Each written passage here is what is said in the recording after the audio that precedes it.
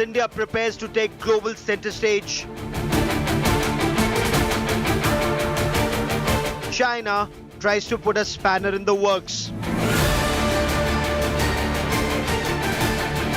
Xi Jinping opts out of India's G20 Summit.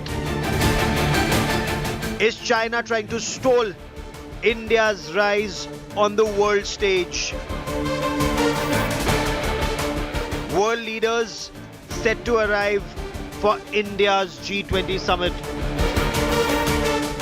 Rising India alarms sulking China. That's our top focus on India First. India is the fastest growing large economy in the world. Global manufacturers are heading to India. Prime Minister Narendra Modi talks of unprecedented job creation in India at a time when China's economy is facing very strong headwinds and jobs are scarce in China. The real estate sector in China again is in tailspin. And India is also emerging as the voice of the global south, the developing world. Is that why China is sulking and Xi Jinping is staying away from the G20 Summit? We explore. I'm Gaurav Sawant. We also get you more about India rising and China sulking. But first, as always, the headlines. Stalin Jr. remains defiant on his Sanatan Dharma attack, says did not target any one religion and said nothing wrong.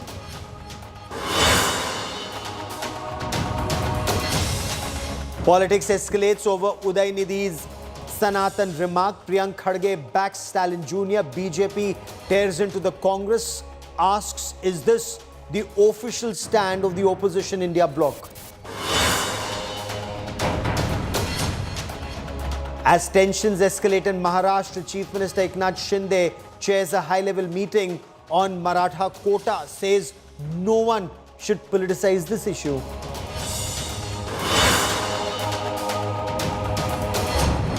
Massive India Today impact on jailhouse luxury. Kapil Vadhavan shifted to Maharashtra's Nasik jail. India Today had exposed the scamsters' free run in prison.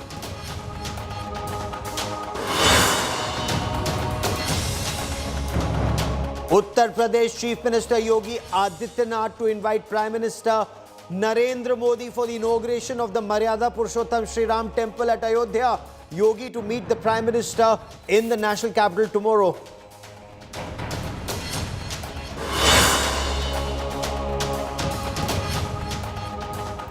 As India gets set to roll out the red carpet for world leaders coming for the G20 Summit in New Delhi on the 9th and 10th of September, China's President Xi Jinping has decided to stay away and is sending the Chinese premier instead. China has repeatedly tried to put a spanner in India's works during India's G20 presidency, including objecting to the motto of Vasudhaiva Kutumbakam.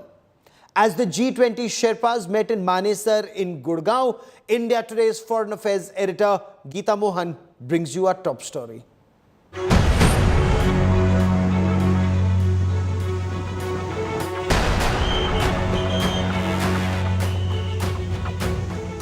As India gears up to host the G20 Leaders Summit, China sees red over India cementing its position as a growing global superpower. After declining Prime Minister Narendra Modi's invitation to attend the summit, Chinese President Xi Jinping is pushing differences with India to a broader platform. Beijing is opposing several of India's G20 proposals, from high-profile issues like the Ukraine crisis and climate change to matters such as mission life, women-led development and MSMEs. When you host, you should be able to bring some priorities, whether it's the Prime Minister's Life Initiative that looks at the way our behavior affects the environment, or the focus you've had on a digital public infrastructure, and looking at the ways you can empower people even at the lowest economic levels by new technology. China has even voiced disagreement with India's chosen slogan for its G20 presidency, Vasudhaiva Kutumbakam. This has posed a significant challenge in reaching a consensus within the G20, despite India's efforts to iron out differences. Following India's instrumental role in achieving a consensus at last year's Bali G20 Summit, experts suggest that China's current stance could be a calculated move to prevent India from hosting a successful G20 summit. Despite China's opposition, the US has expressed confidence that India will manage to find a middle ground. We are hopeful that that will be the formula that will be successful. It's on the chair's responsibility to bring that together, but I have a high level of confidence that India's relationships with multiple nations can bring that together, and I hope that other countries will defer to India's leadership. This discord between India and China has not just affected bilateral relations, but is stalling progress on pressing global challenges, from climate change to economic stability. With Geeta Mohan in Delhi, Bureau Report, India Today. There is an old diplomatic saying, if you're not on the table, you're on the menu. And China is not on the G20 global high table, with Xi Jinping choosing to stay away. So let's try and make sense of a sulking Xi. Two of the most authoritative voices on China join me on India first. Lieutenant General Raj Shukla is former Army Commander, Army Training Command, and Professor Shrikant Kondapalli is a professor of the Chinese Studies at the prestigious Jawaharlal Nehru University. Gentlemen, welcome on India first. General Shukla, I want to begin by asking you, sir, is Chinese President Xi Jinping staying away perhaps to rain on India's parade, and is the impact perhaps going to be just the opposite? Gaurav, I think you began by saying that China could be sulking. So if China is sulking, let it sulk. India's weight and influence today has aggregated so greatly that it cannot be snubbed. India is no longer that wallflower which, dinosaurs would not ask for a dance. It is our moment. We matter in the world by so many metrics. I mean, we all know that now fifth largest economy could become the third.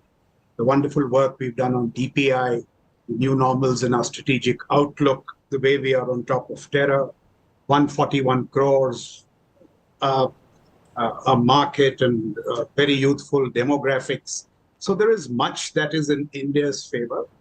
Concurrently, I mean, while I would say that we must be cautious with the Chinese, never underestimate them, but they do seem to be having some worries. And their worries go beyond the economy. There has been a lot of focus on the economy, but my sense is that Xi has got deeper worries beyond the economy. So in a moment, we could get to his domestic worries.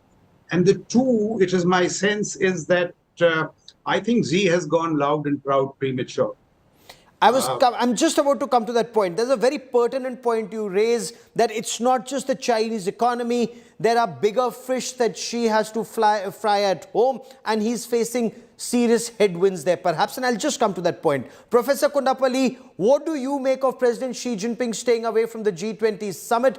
Is he sulking because India is rising, or is he facing serious trouble at home? I think all of those factors, but I think the domestic economy is not doing well in China. 21% unemployment, some say 46%. The real estate is crashing, and you have also the aging of the society and bad debts. Economic growth rates are plummeting.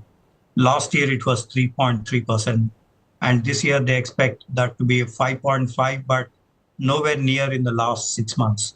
So economic issues have been main concern for Xi Jinping, number one.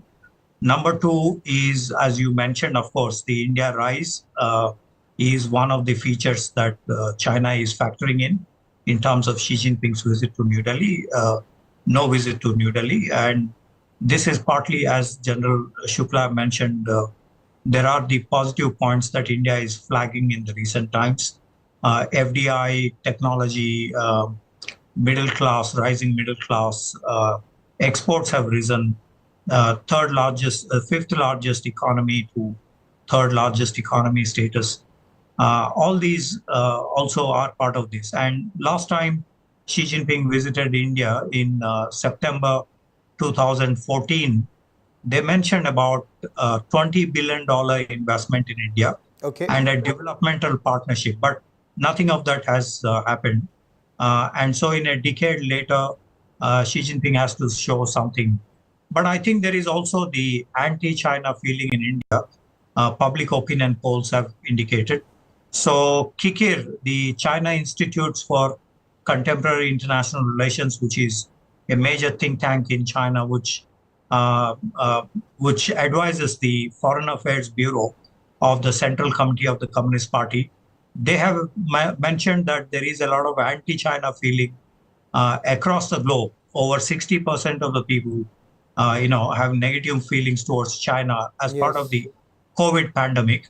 And so this is not an opportune moment for But Xi Jinping. it's all she's doing as far as India is concerned. The Chinese transgressions along the line of actual control, refusal to pull back despite commitments. General Shukla, China's reported to have sought some concessions on the LAC standoff to get President Xi Jinping to participate in G20.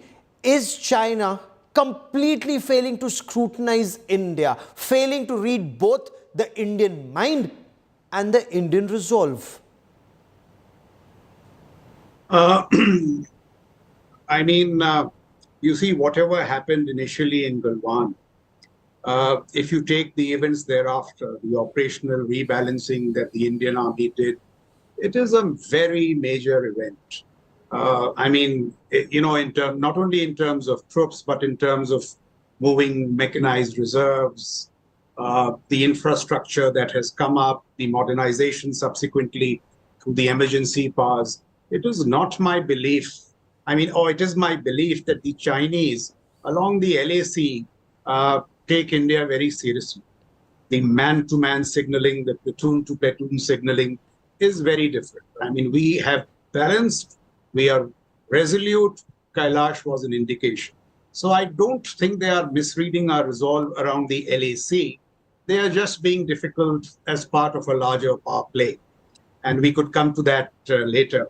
What I would caution is that, with China, its moves on the diplomatic platform do not quite reflect strategic intent. That could be very deceptive.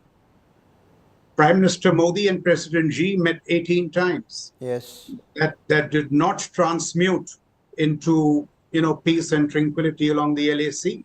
If we go back 1987 or 88, I think Rajiv Gandhi visits China. Yes. We have those series of agreements, confidence building, peace and tranquility. And while both the nations are focused on peace along the LAC, as part of this huge charade, China creates this whole infrastructure in the depth areas in terms of troops, infrastructure, airfields, technology, and that led to Galwan. So I would caution against reading too deeply into the diplomatic moves that China makes. They always do not connect realistically to what is happening in, shall I say, operational theaters. Okay. That is something we must always be watchful and be on the guard, guard against. Professor Kondapalli, Xi Jinping went to Johannesburg for the BRICS summit, but he's not coming for G20. Is this a message to India, or is this a wider message that Xi Jinping views the G20 as a pro-West body, and the BRICS, he wants to model BRICS, Russia and China perhaps together as an anti-West bloc? Is that the thinking in Beijing? This is one factor, I think, because Bali summit resulted in 2:18, Russia, China versus 18 other in the G20. If Putin is not visiting Delhi and if Xi Jinping attends the Delhi meeting, then China would have been very isolated among the other 18 members.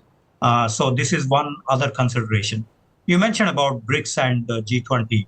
I think one of the crucial things that Xi Jinping is avoiding New Delhi is if African Union is made the member of the G20, as is very likely on September 9th, then the mantle of the global South seem to be shifting towards India rather than what the Chinese are expecting the global South leadership to be in their hands. So this is big, shocking news for China because African Union has about 55 members. That constitutes nearly roughly about 40% of the global South. And so this would be bad news for China. China never raised the membership of the African Union or CELAC, the South American multilateral organization, or other multilateral institutions of the global South. So this would be problematic for China. General Shukla, is President Xi Jinping facing some trouble militarily back home, especially trouble to do with his rocket force? And would that be a reason that he'd rather stay home, though he did go to Johannesburg for BRICS, but would he rather not stay out of the country for long? You know, I understand he's not traveling for the ASEAN Summit, for the East Asian Summit. I heard a statement from the Ministry for Social Security saying he wouldn't be traveling for APEC in November. So, and you also, I mean, I've been watching G for a while. He looks tired and dispirited. He missed that speech, I think, at the Business Forum. That's right, sir. BRICS. So there is something amiss. Let me just, make two quick points about the economy. Is it a temporary blip? Is it a plateau, or is it a decline? Now, that's the real question. We have this lovely book from Thomas Orlick, which says, you know, China, the bubble that never pops, which means the West has been pronouncing its decline for very long, but that collapse is always arriving, it never comes. Now, that is the big question. Today, I was watching one of the social media channels, somebody drawing a parallel with Japan. You know, Japan's astronomical growth from 1969 to 1990, and then it declines, and I'm told it has never risen to those levels ever again. In many ways, for the reasons that Professor Kondapalli was pointing out, the worries in the real estate, loss of public confidence, loss of business confidence, the fact that labor is no longer cheap, demographics, this could be more than a temporary blip. And if it is more than a temporary blip, these are, you know, big signs of worry for China. But what is, or what could be adding to these cups of woes is some other issues. You know, look at this whole business of rocket force. I think it has not received the kind of attention it should have in India. You have 10 of his rocket force generals, his own proteges, suddenly getting disloyal, I mean, resorting to informational compromise. And this is an informational compromise in the nuclear instrument of a 21st century superpower. Yes. It is extremely worrying. There are other issues, you know, revolving around, I'm told he's pushing the PLA to get ready for Taiwan in an early time frame. He's been talking of 1,000% readiness, so on and so forth. And there are people, one of the very well-known generals there, Liu Yazhao, a former political commissar of the NDU, he has been saying that the PLA is not ready and he's being charged for treason. There are others, you know, the vice chairman of the CMC who's been arguing that Taiwan is a receding strategic opportunity. If you don't do it now, with all the technological caging and the pushback that is happening in the two island chains, you may never be able to do it. So these are the kinds of pressures. And some other signs that we see is, you know, if you go on to social media, now social media is not always accurate, it gives you some pointers. Okay. One or two issues. There has been discontent in many pro-CCP dailies or media outlets in Shanghai and Singapore.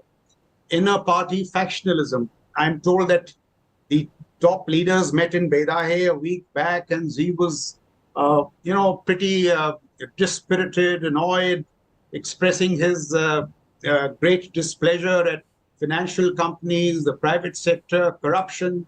So, you know, all kinds of issues in the larger paradigm of Chinese statecraft. He apparently wants to take over more private sector companies and bring them under state control. And that's also leading to, according to some reports, major trouble in China. But all kinds of issues, war weariness, as I said.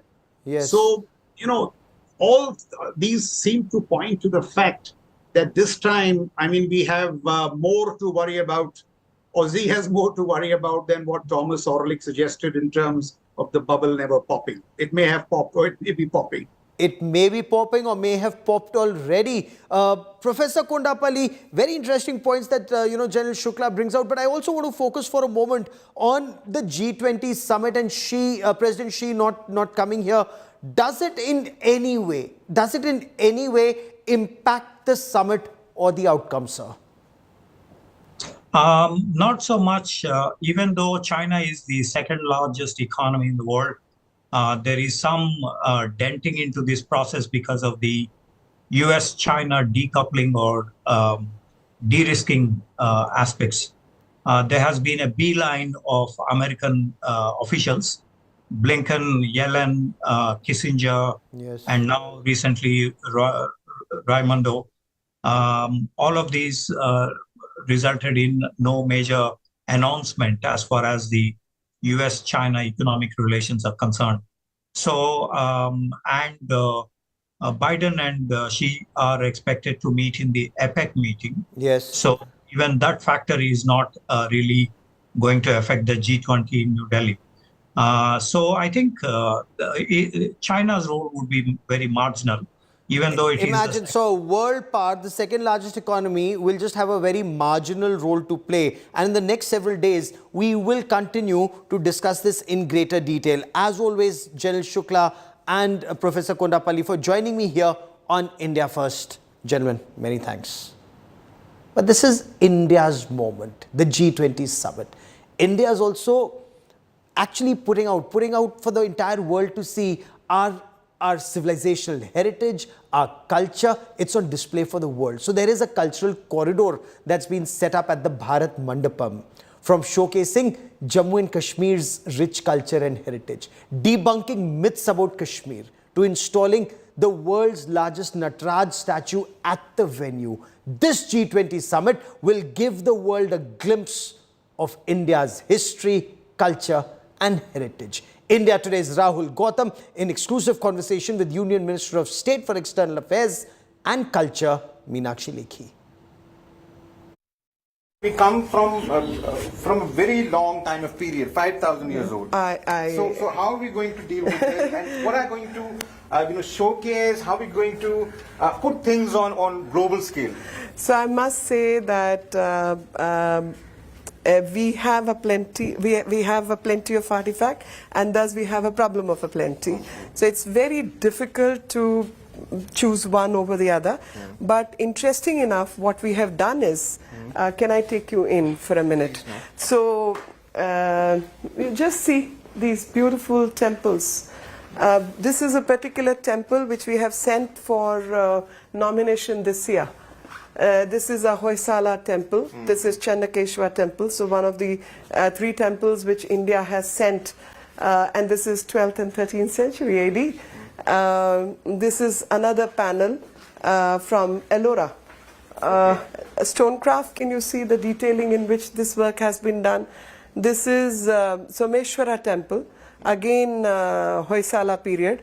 You can see here, this is a folk art form which is Madhubani, and the clay bells which are done when we talk about sustainable development. So one is a living heritage in the form of a folk art. The other is expression, a very modernized expression of an ancient pottery format. I can show you the other Nataraja statue which we have here. So Nataraja statue which is being installed at Bharat Mandapam is one of its kind. This is Nataraja? This is Nataraj. Now imagine this in 29 feet metal frame, and that also in Ashtadhatu. The roots of Indian heritage, Indian culture go back a few thousand BC till date, and we are a continuing civilization, which is very rare to find at this point in time in other parts of the world. Much more on India's moment over next several days as we get you much more on the G20 summit. But that is all I have for you on India First this evening. Many thanks for watching. Abha Bakaya comes up next with Business Today. Stay with us.